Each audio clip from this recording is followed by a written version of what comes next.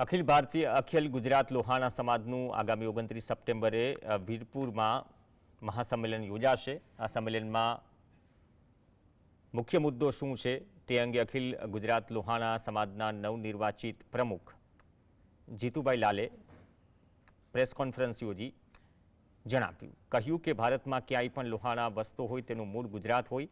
આવા સમાજનું પ્રતિનિધિત્વ માટે યુવાનોનું એક મજબૂત સંગઠન હોવું જોઈએ, જેમાં સમાજના લોકોને પડતી મુશ્કેલીઓને સાંભળી શકે તેનું નિરાકરણ લાવી શકાય।